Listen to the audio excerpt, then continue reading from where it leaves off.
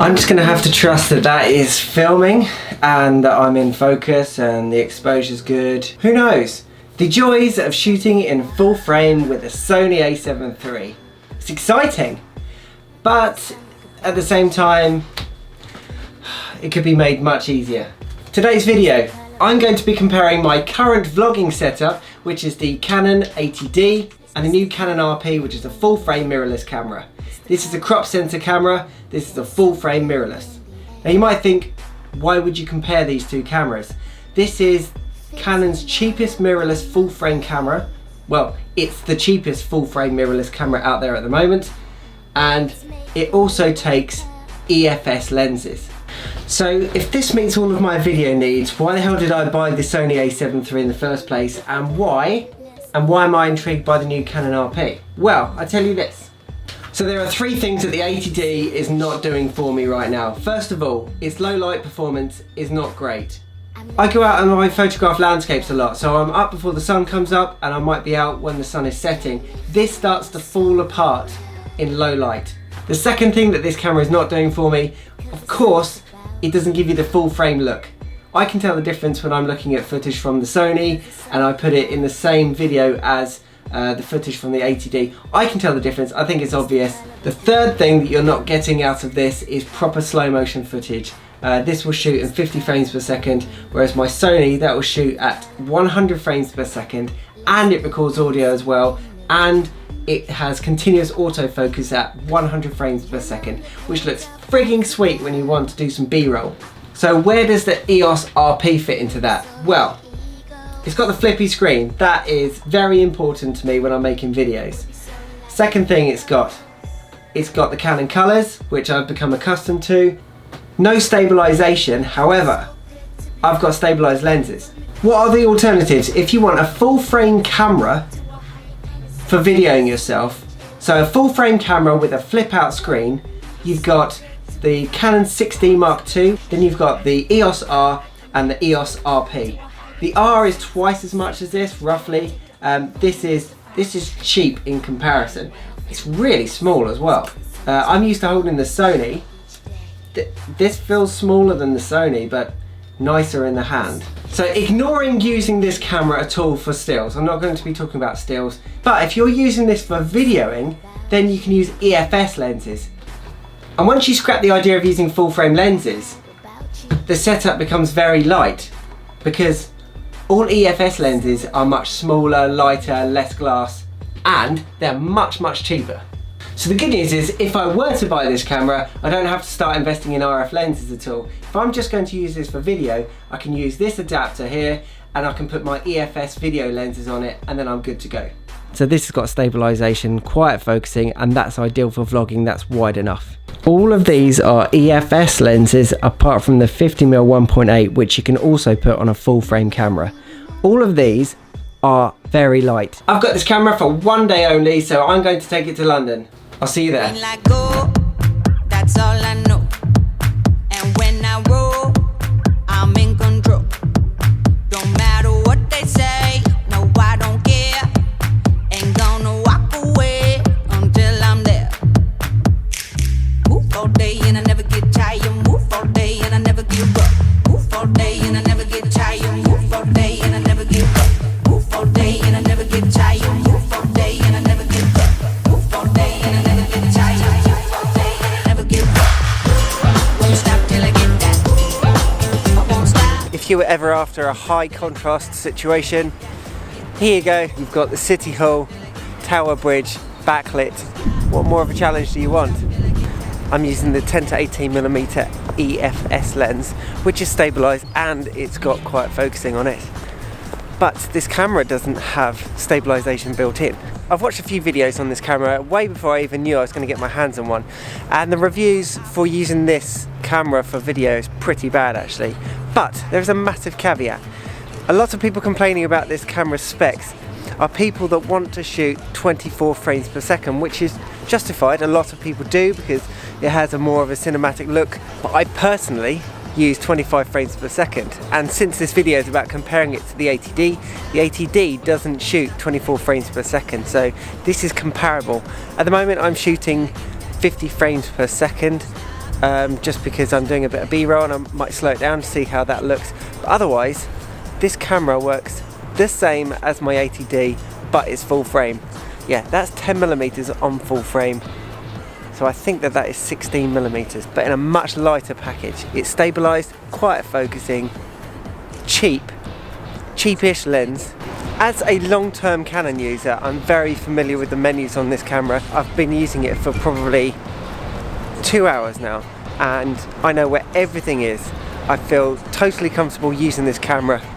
Now, I've been going through the menus. I'm not shooting in 4K. That seems to be a bit of a disaster in most Canon cameras because it's so heavily cropped. Second thing is, it's not letting me shoot in full HD at 25 frames per second. I am shooting 50 frames per second right now. It's not giving me the option. Startup time on this camera is very quick, similar to what I experienced with the 80D. You switch it on, maybe 1 second and you're filming. That's exactly what I look for in a camera. I've got Panasonic, that takes 4 seconds from switching it on to being able to record. Sony, that's between 2 and 3 seconds. The update made it a bit quicker, but it's nowhere near as quick as the Canon. The Canon's like, switch it on, go film, it's filming. This is ISO 25,600 in a shady tunnel in London. Right, okay, on my commute to London, I was watching DP Review's opinion on this camera. I might have to rephrase what I said in the intro to this video. Perhaps this isn't a good replacement for the 6D because it seems as though Canon have just recycled the 6D sensor and put it in their mirrorless camera. Very similar to what they did with the R. That seems to be a recycled Canon 5D Mark IV sensor and put into a smaller camera body.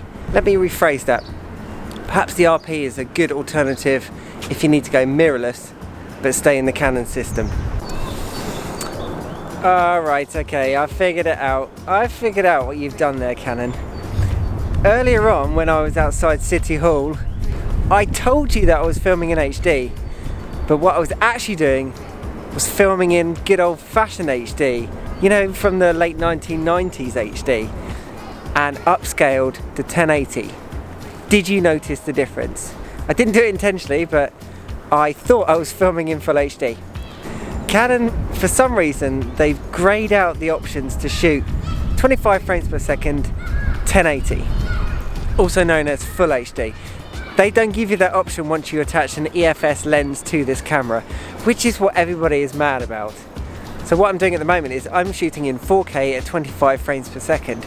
Now the downside to this, what everybody's complaining about, is that you don't have the really good focusing options. That's 10mm. That's 20mm.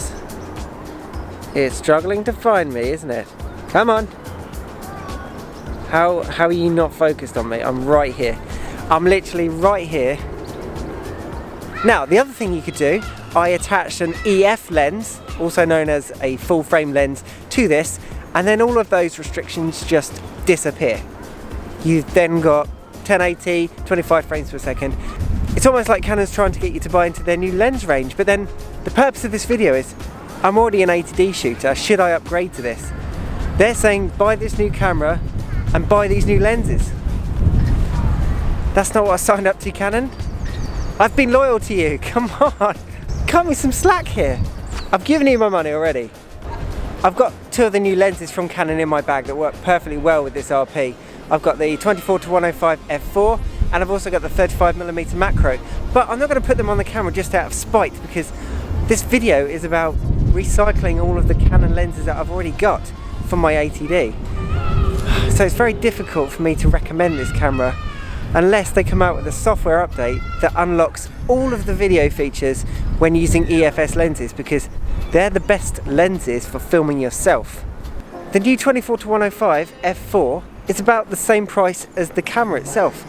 How is that a cheap entry into full frame mirrorless camera? Right, well, let this be the end of the video. My battery's flashing. I'm about to run out of power. How do I summarise the Canon EOS RP as the battery cuts out? I'll do the summary back in my office. That was tough. As soon as I got the RP in my hands, I was all excited. I was using the RF lens on it and focusing on it was snappy. I just thought, this is it. Canon have finally stepped up. They've got a full frame mirrorless camera, flippy screen. Where do I sign? I need this camera in my life. I was in a happy place. So excited, so excited. Oh, but Canon, I've been loyal for so long and you do frustrate me. It was probably more effort to grey out those options when I put an EFS lens on the camera than it was just to leave it in. I think you're doing this just to annoy me and other people. Canon have just greyed out the most important option for people like me. And what Canon are saying is that the RP is aimed at people such as myself who have an 80D and are looking to upgrade. You're saying, Ben, you need to sell your 80D and all of the lenses that you've purchased from us, buy the RP and then buy the new RF lenses as well. Yes, it will cost you over £2 to get this camera and a decent lens so you can carry on vlogging. I feel that Canon are being disloyal to their loyal customers. I've invested in Canon lenses and that's why people stick with a brand. I've bought all of your lenses. I don't mind if I have to upgrade my camera every so often, that's fine, that's a part of the process. But you keep all of your lenses. And with Canon's new EOS R and the RP, what they're saying is, oh, we're going to remove some of the features if you want to use your old lenses. I wanted to like this camera. I really wanted to like it and I wanted it to work for me. I thought I'd finally found the camera at a good price point as well. But Canon, you went and did it, didn't you? You just greyed out some options. So I suggest you call me when you've done a software update and you've given those features that were just expected. They're not even high spec features. And that is why I bought an A7 III from Sony, because I make videos and I know that Canon always holds something back on their video functionality. I'm going to disconnect the screen on my Sony A7 III and then hinge it out sideways and I'm going to sell it for millions. Simple. Then the camera industry will just collapse because I would have created the perfect camera then. Well, if you want a summary, 80D versus RP for vlogging. 80D wins. Guess how much I've got to spend? Nothing, I've got an 80D, it's filming right now. Well, on that note, I'd like to say thank you to Gordon and Canon for giving me 24 hours with the RP. I didn't want to criticise it, I don't want to be negative, but you greyed out those options that I needed the most. Make sure you check out Gordon's review of the RP, I'll put a link in the description and I'll put a link at the end of the video. Stay tuned, maybe they'll do a software update, maybe you'll see me with an RP in future. As always, thank you for watching. Don't forget to like, share, subscribe, hit the notification bell so that you don't miss a single video.